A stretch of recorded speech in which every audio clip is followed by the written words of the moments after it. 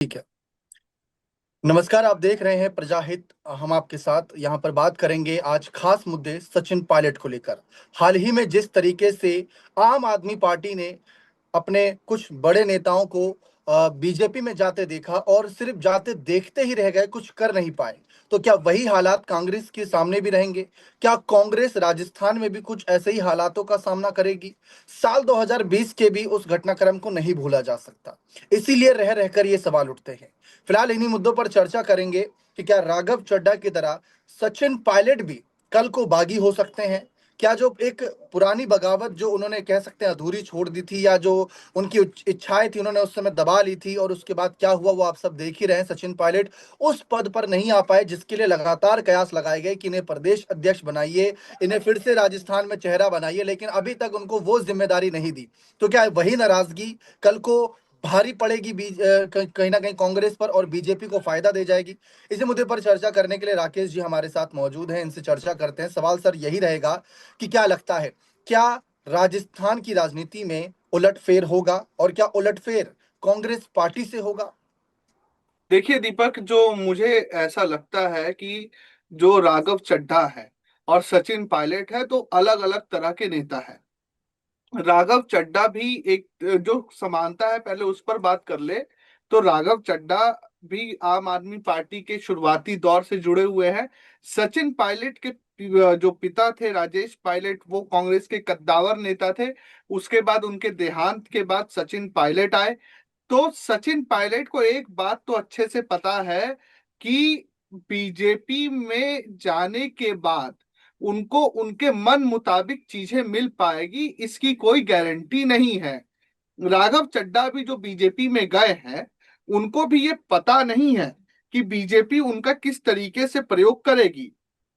अगर आप हिमंता बिस्वा शर्मा को छोड़ दें या दो तीन और नेताओं को छोड़ दें, तो कई नेता बीजेपी में जो कांग्रेस से गए हैं ऐसे भी है जो आज हाशिए पर है, जिसका सबसे बड़ा उदाहरण आरपीएन सिंह जैसे नेता है। तो आज आरपीएन सिंह कहाँ है किसी को नहीं पता। तो राघव चड्ढा के मन में भी कहीं ना कहीं ये बात तो होगी कि बीजेपी में जा रहे हैं तो उनका आने वाला भविष्य क्या होगा। और दूसरा, सचिन पायलट को ये बात अच्छे से पता है कि जिस राजस्थान की राजनीति के लिए उसने एक बार कांग्रेस से शुरुआती या आंशिक बगावत की थी, अगर वो बीजेपी में जाते हैं तो बहुत काफी लीडर है और उनके लिए बहुत ज्यादा स्कोप बीजेपी में है नहीं। जी देखिए, बिल्कुल यही बात गहलोत जी ने भी कही थी। उन्होंने साफ कहा था कि सचिन पायलट को पता है कि अगर वो कांग्रेस छोड़ेंगे तो उनका क्या हाल होगा। उनकी अब दोनों टांगे जो हैं कांग्रेस में ही, वो कहीं नहीं जाएंगे। ये बात उन्होंने स्पष्ट कर दी थी। लेकिन आपने कहा कि मन मुताबिक पद उनको बीजेपी नहीं देगी, तो वो पद तो कांग्रेस भी नहीं दे रही, क्योंकि आप और हम और बाकी राजस्थान की जनता देश देख रहा है कि सचिन पायलट सीएम कुर्सी के लिए कितना ज्यादा जद्दोजहद किए, लेकिन अभी तक वो उनका सपना पूरा नहीं हो पा रहा। युवाओं की जो मांग रही है वो अभी तक पूरी नहीं हो पा रही, तो उसको आप कैसे देखते हैं? देखिए दीपक जी, अशोक, अगर इससे पहले वाली कांग्रेस की सरकार को देखे तो अशोक गहलोत एक बड़ा नाम है।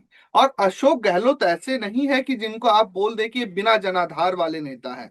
अशोक गहलोत का अपना एक जमीनी जनाधार है, लोग हैं। लोग राजस्थान में उनको पसंद भी करते हैं। ठीक है, सचिन पायलट युवा पसंद हो सकते हैं, लेकिन जब भी किसी को मुख्यमंत्री बनाया जाता है तो इस बात पर जरूर ध्यान दिया जाता है कि जनता के साथ साथ पार्टी के हितों और पार्टी जो उस क्षेत्र या उस राज्य में जो पार्टी के लोग हैं, वो आम सहमति किसके नाम पर देते हैं। तो अशोक गहलोत को ये कहा जाता है कि वो सबसे आपसी समन्वय बना के चलते हैं। सचिन पायलट भी आपसी समन्वय बना के चलते हैं, लेकिन उनका जो तजुर्बा है, उनका जो एक्सपीरियंस है, अभी अशोक गहलोत के मुकाबले कम था। और अशोक गहलोत ने भी उस समय बोला था कि युवाओं को अभी सीखने की जरूरत है और उसके बाद आने वाला कल युवाओं का है। तो सचिन पायलट को पता है कि अगर वो ज्योतिरादित्य सिंधिया जैसी गलती नहीं करते हैं तो राजस्थान में एक उनकी बड़ी भूमिका सरकार और संगठन में होने की संभावना है। संगठन में पहले भी थी, सरकार में हो सकती है।